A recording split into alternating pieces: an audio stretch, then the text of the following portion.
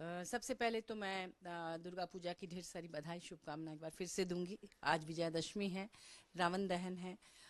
आज विशेष दिन है हमारे झारखंड के लिए और देश के लिए। लेकिन आप पॉलिटिकल सवाल पूछ रहे हैं तो मैं बोलना चाहूँगी कि विजयादशमी जीत के लिए मनाया गया जाता है।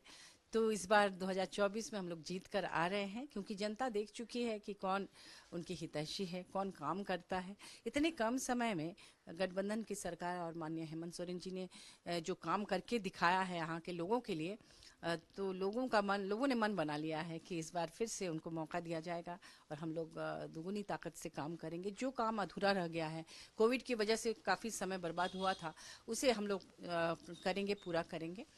जहाँ तक गठबंधन के सीट शेयरिंग की बात आपने की है, तो 2019 के चुनाव में एक बात प्रमुखता से रखी गई थी कि उससे पहले के चुनाव में जो पार्टी जैसे कांग्रेस, राजद, जेएमएम वगैरह का जो अलायंस था, उसमें कहा गया था कि जो कैंडिडेट फर्स्ट या सेकंड है उसे मौका दिया जाएगा। तो उस समय ये देखा गया कि जो सिटिंग थे उनको मिला, और उसके बाद जो सेकंड पोजीशन में थे उनको मिला, क्योंकि वहाँ फर्स्ट पोजीशन में हो सकता है अपोजिशन रहा हो।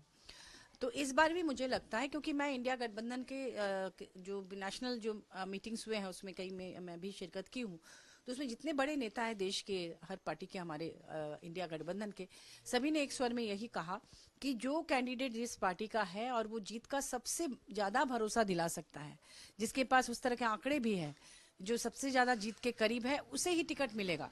पार्टी के नाम पर खाली ऐसे सीट बांटने के लिए नहीं दिया जाएगा, हारने के लिए नहीं दिया जाएगा, जीतने के लिए दिया जाएगा। तो हमारे तमाम आला कमान, हमारे पार्टी के सब लोग इसको लेकर काफ़ी संवेदनशील, ये मामला है चूंकि, तो काफ़ी गंभीर है और बहुत जल्द इस पर फाइनल डिसीजन हो जाएगा। बातचीत तो होती ही रहती है, जब भी बड़े नेता मिलते हैं आपस में वो सीट पर भी निश्चित रूप से बात करते हैं। कोई ज़रूरी नहीं कि हर बात को पब्लिक के सामने पहले ही ला दिया जाए। जब समय आएगा तब निश्चित रूप से जनता के सामने सारी बातें आएंगी। अभी मुख्यमंत्री जी दिल्ली गए, कांग्रेस के तमाम बड़े नेताओं से मुलाकात हुई। क्या ये माना जाए कि अभी जैसे आप कह रहे हैं कि हाँ सीट की बात होती ही रहती है और ज़रूरी नहीं कि पब्लिक में लाया जाए, तो क्या ये माना जाए जी, कि इस बार भी बात हुई है? हाँ निश्चित रूप से हुई होगी, क्योंकि जब चुनाव के पहले दो बड़े नेता मिलते हैं तो वो लोग इस पर निश्चित रूप से बात करते हैं कि कैसे हम लोग ज़्यादा से ज़्यादा सीट लाए। जो हमारे विरोधी पार्टी के लोग हैं उनके षड्यंत्र को कैसे नाकाम करें। कई बार सीट शेयरिंग पहले हो जाने से, कई बार अगर नाम की घोषणा हो जाती है तो अपोजिशन वाले उन्हें तंग करने, उन्हें परेशान करने, षड्यंत्र करने में लग जाते हैं। आपने देखा हाल के दिनों में किस तरह से तोड़ फोड़ किया गया। तो इस तरह से हर चीज को पहले से पत्ता खोल देने से तो दुश्मन और ज्यादा सक्रिय हो जाते हैं। इसलिए क्या जरूरी है कि हर चीज को बहुत पहले से ही बताया जाए। अब अगला सवाल मेरा मोहन भागवत जी पर है। उन्होंने आज विजयदशमी के मौके पर कुछ एड्रेस किया और उन्होंने कहा कि हमारी कंट्री एक डाइवर्स कंट्री है, विविधता में एकता है, और ये सभी लोग जानते हैं, और जहाँ इतनी विविधता होती है वहाँ थोड़े से इश्यूज रहते हैं और इसी जी का कुछ ताकतें फ़ायदा उठाती हैं, और यहाँ के इवन पॉलिटिक्स में भी उनका कोलिशन हो जाता है और माहौल ख़राब करने के लिए जी जी। लोगों को भड़काने की तमाम कोशिश होती है। देखिए, मोहन भागवत जी ने जो कहा उससे मैं बिल्कुल सहमत हूँ। हमारे देश में जो विविधता में एकता है, हमारी संस्कृति जो है वो बहुरंगी संस्कृति है, और उसमें कई हमारे देश में बहुत सारे बाहर से भी लोग आए, यहाँ के लोग आए, आर्य नारी, और एक मिक्स कल्चर है जिससे वो संस्कृति बनी है, और एक दूसरे के साथ मिलजुल के लोग रहते हैं। हमारे संविधान में इसीलिए इसको सबको लेकर चलने की बात कही गई है। लेकिन कुछ पॉलिटिकल पार्टियां, और जिसमें से भाजपा सबसे नंबर 1 है, जो कि हमेशा धर्म के नाम पर लोगों को लड़ाती है। वो नहीं चाहती है कि यहाँ एकता रहे, वो नहीं चाहती है कि लोग आपस में मिलजुल कर रहे।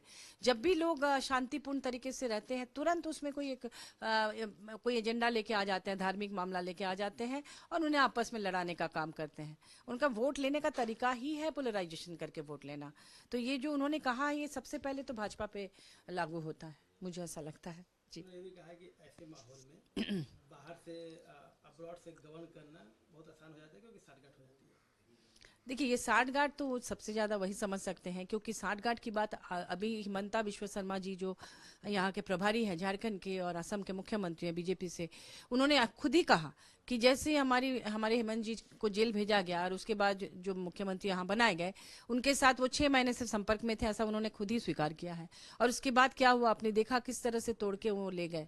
षड्यंत्र करके ले गए। अब साम दाम दंड भेद किस तरह से ले गए ये कोई नहीं जानता, लेकिन उन्होंने अपने मुंह से ही कहा कि 6 महीने से वो उनके संपर्क में थे। तो जो विरोधी पक्ष के हैं, जो यहाँ के सीएम है, एक पार्टी विशेष में है, वरिष्ठ नेता है, वो 6 महीने से उनके संपर्क में थे, इसका मतलब भाजपा ही ये सब अब बाहर से साठगांठ कर रही है, और साठगांठ का नतीजा भी सामने है, तो झूठ है नहीं, खाली शक नहीं है, ये तो सामने दिख रहा है। Thank you. thefollowup.in.